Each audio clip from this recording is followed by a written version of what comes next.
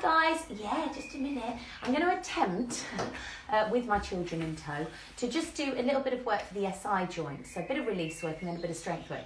Because I've had a couple of people ask me about it. Nikki, my friend in Australia, is suffering with her SI. I know a few of other clients are as well. So we're going to do some release work. So just gently, and really if you are in a lot of pain with your SI, just stop. We don't need to increase the pain, especially if it's inflamed. Your SI joint is down here. It's those little dimples in your lower back. It's where your sacrum, the bottom of your spine, attaches to your iliac, which is your pelvis. So there is always an element of movement there, and sometimes if your pelvis is slightly out of alignment, or you've got some tension down one side of the back, for whatever reason, you've had an accident or just postural, it can be that your SI joints are just slightly misaligned and it's sore, it might be clicky or poppy. So we're going to try and release them before we strengthen them. So what I want you to do is come onto your all fours, feet apart, knees apart if you can. Relax your shoulders down your back. And if you can, very gently, just rock back and forth. That's all you're doing. Obviously, if your wrist is sore, you might have to adapt this. Thanks, Arlo. Pull the video a little bit, tripod the other way. So keep your belly button drawn into your spine, because we're going to be doing this Pilates style, so I want you to stay engaged through the core muscles. Now, if you can, bring your knees together and let your feet stay apart, and try this. Now what it will want to do is round. See how my tailbone rounds down? It will want to round your tailbone down. Try not to let it. And it might be that you're quite tight in your inner thighs, so you will feel a bit more constricted, a bit more restricted with this one. So you're just loosening up, and you go for as many of these as you want to. And I want you to try some with the knees together. Try and get back as far as you're comfortable to go, and then come apart with the knees and feet again. And you might go a little bit further. Okay. And once you've done, say, 8 of those apart, 8 of those together, 8 of those apart, 8 together, you're just going to sit back. You can do as many as you want of those. They're a nice release. Into your child pose, relax the head, and just have a breather. Another nice one to try and release a little bit. And we're going to work some strength in a minute. If you've got a loop, grab a loop. You might use the loop if you're comfortable with it. We're going to do our single leg circles if we can. So you're going to be in a neutral spine. Hands are going to be on your hips to make sure they maintain stability. And all I want you to do with one leg, bring it up to tabletop, hold on to it so you've got a bit of stability there and a little bit of assistance. And you're just going to circle that knee.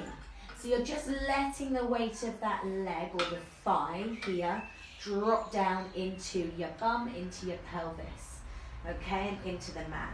And I would do 8 each way if you can. Trying to make sure that this standing leg doesn't move. If you want to make this a little bit more of a stretch for this hip, you can do it like so, with that leg straight. That's up to you. And then obviously we just take the other side. But make sure your pelvis is stable on the mat. Just breathe at your own pace. These are just releases, and reversing it obviously once you've done 8 one way, do 8 the other. Okay. Now we're on our backs. What I want you to do is this. So once you feel a little bit looser through your pelvis, through your SI joints, you can take the band around the thighs. Don't go for a super heavy band. So go for something a little bit lighter. Feet together, hands on your hips again in neutral, and you're just going to open and close. So we're just going to strengthen a little bit. Open and close, and exhale on the effort, and release, and again, and release, and again. I do 10 of these if you can, more if you're able to, and then I would remove the band and I'd grab hold of a ball or something that you can squeeze between your knees, whereby you are still keeping your knees about hip width apart. So don't get anything too small, okay? And you're doing the same the other way. Squeeze, release, and again. And think pelvic floor. Yes, darling, every time you squeeze the ball. So you squeeze and lift. Is it? And release. Do it again. Squeeze and lift through the groin. Notice I'm not tilting my pelvis. You don't have to tilt your pelvis every time you do your pelvic floors. Your pelvic floors don't do that. They just lift up like an elevator shaft through the groin. So you squeeze the ball, release it. And again, I do 10 of those, or as many as you're comfortable to do. Okay, let me think. I'm sure there was another one.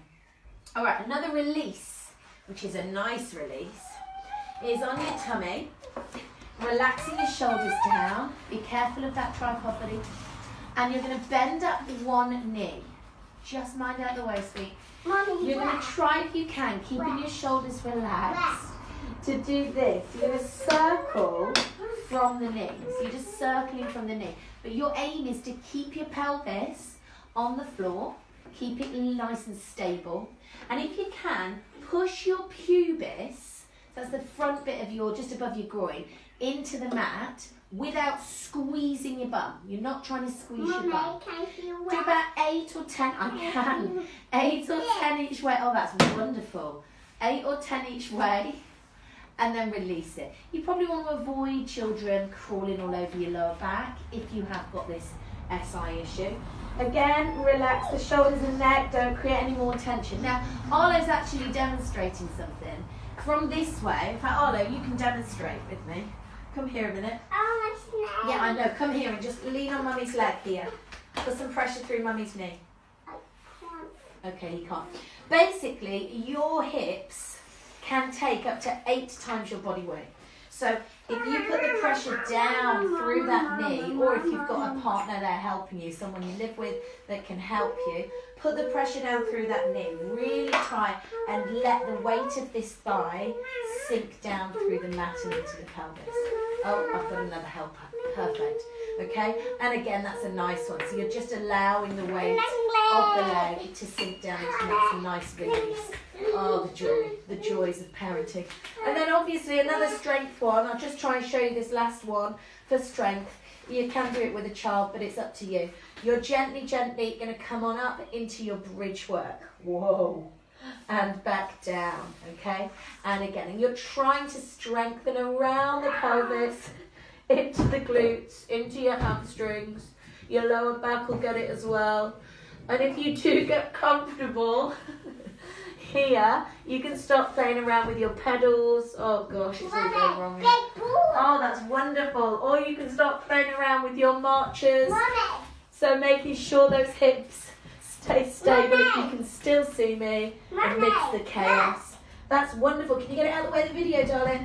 But if your hips do start to lag or drop one side, you stay with the bridges. Forget the foot. Stabilise through and around the pelvis. Oh gosh. Right, wish me luck. Hope that helps anyway. A little bit of SI work. And I'll see you in class at some point. Oh my goodness gracious me.